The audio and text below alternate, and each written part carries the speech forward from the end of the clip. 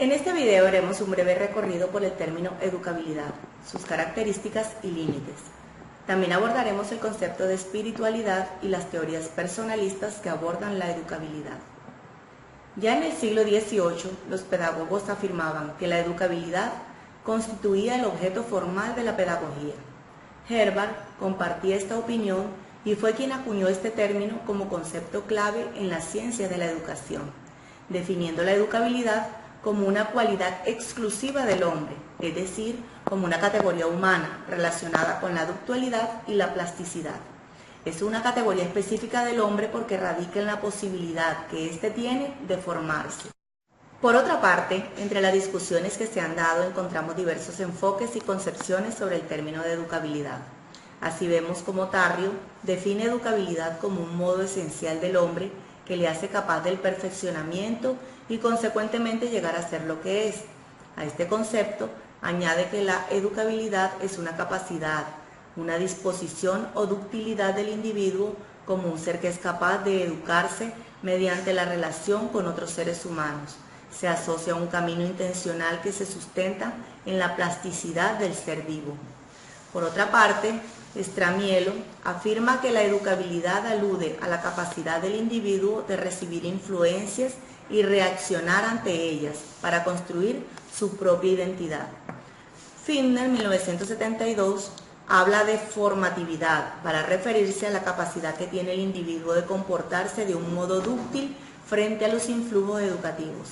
En este sentido, puede considerarse formatividad como un sinónimo de educabilidad. Por su parte, Huber, 1992, define la educabilidad como una capacidad de aprender.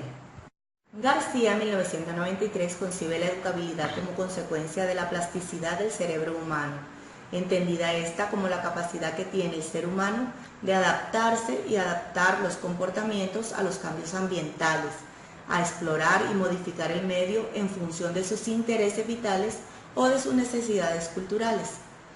Contrastando esta perspectiva, puede conceptualizarse la educabilidad como la potencialidad, plasticidad, ductualidad del ser humano para ser educado, es decir, la capacidad de incorporar conocimientos o aprender a través de sus facultades y habilidades con el fin de perfeccionarse de modo individual y social. En este orden de ideas, Tarrio destaca que la educabilidad puede ser entendida de dos modos. Por un lado, como una categoría humana, pues se refiere principalmente a la capacidad de educarse, que es propia del ser humano, y por el otro, como una posibilidad, porque se relaciona con la viabilidad del proceso educativo. En la educabilidad también encontramos unos límites. En cuanto a este aspecto, Tarrio afirma que a la educabilidad se le considera como principio o límite de la educación, puesto que está influenciada por las fronteras humanas, siendo la mayor limitación la biológica o corporeidad. Este tema se ha enfocado desde tres perspectivas de herencia, ambiente y combinación de ambos. El primer enfoque, denominado pesimismo pedagógico, defiende que todo el desarrollo personal depende de factores constitucionales y genéticos del individuo. Esta postura radica en que la educabilidad es prácticamente nula, ya que el educador no puede modificar nada del código genético del educando. El segundo enfoque, denominado optimismo pedagógico, proclama que los factores naturales y biológicos no son determinantes en el desarrollo humano y que solo intervienen en este factores ambientales. Afirma que los propósitos educacionales pueden lograrse totalmente y en todos los individuos. Finalmente, el tercer enfoque sobre los límites de la educabilidad es el optimismo moderado, según el cual el desarrollo personal influye tanto en el ambiente como en la herencia. Desde este enfoque, la intervención educativa es oportuna y necesaria. Es en este enfoque el asiento del principio de educación de los contenidos curriculares y estrategias didácticas, pues según Brunner, una metodología apropiada al desarrollo de cada educando permite la educación de todos. En cuanto a la descripción de las limitaciones generales de la educabilidad, podemos decir que son tres fuentes básicamente. La del educando, que son las impuestas por la corporeidad del ser humano, en la que intervienen una serie de factores biológicos, productos del crecimiento, y la educabilidad, por otra parte, del individuo en su interrelación, asume normas de conductas que limitan su libertad. Por parte del educador, tenemos que el actor de la educabilidad es una construcción mental desde las significaciones imaginarias que las sociedades tienen sobre el mundo y sobre la forma de abordar al sujeto educable. Por ello, el educador es incapaz de ofrecer al educando algo absoluto, ya que en su práctica se basaría en sus concepciones sobre la educabilidad de sus educandos. Por último, de las situaciones socioculturales, porque influyen en ambos actores, estableciendo en patrones de comportamiento socialmente aceptados. Veremos ahora algunas de las características de la educabilidad. Por ejemplo, se caracteriza por ser personal, intencional, dinámica y necesaria. Personal porque es una exigencia individual e irrenunciable que surge de la personalidad del ser humano. Se entiende que el individuo tiene derecho a su formación integral y plena con el desarrollo máximo de sus potencialidades. Es dinámica porque el individuo interactúa con su mundo interior y el exterior, con lo cual vive experiencias que facilitan su propio desarrollo.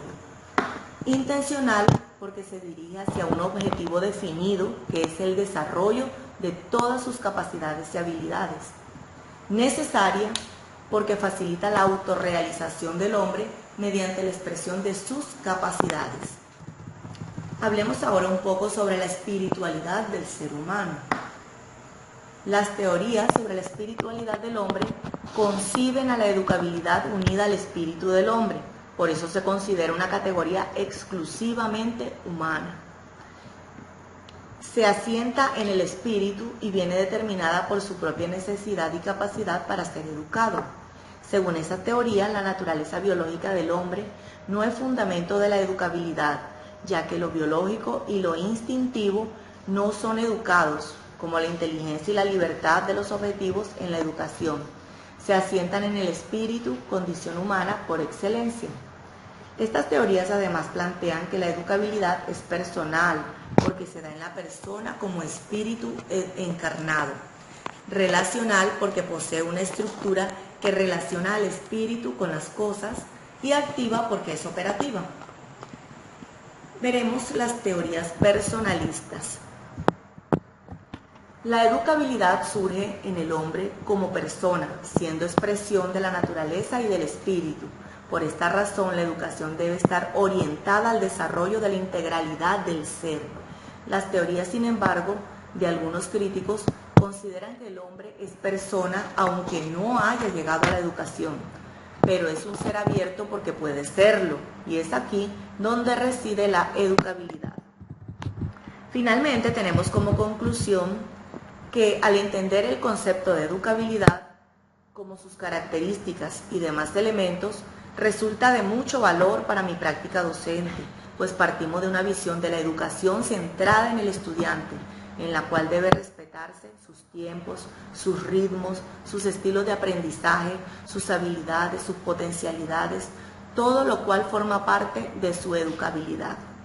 Sin embargo, he notado que desde un punto de vista operativo, con frecuencia el proceso educativo se enfoca más en el diseño de un currículo uniforme para todos los estudiantes de determinado curso, en la incorporación de modelos, de métodos, de estrategias que resultan cómodas, pero para el docente, no para el estudiante.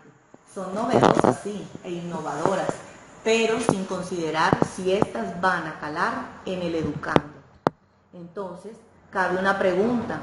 ¿Existe congruencia entre la postura filosófica asumida por los nuevos modelos educativos centrados en el estudiante y nuestra labor docente?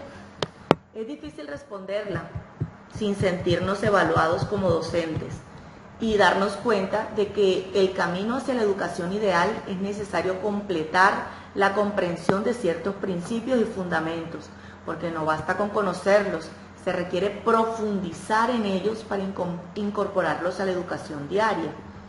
En mi opinión, es ideal que lo educativo sea replanteado, porque como docente debo realizar una reflexión crítica para determinar cuán cerca o cuán lejos me encuentro de ese ideal, para poder implementar los correctivos necesarios y brindar un mejor servicio, una mejor educación a mis estudiantes.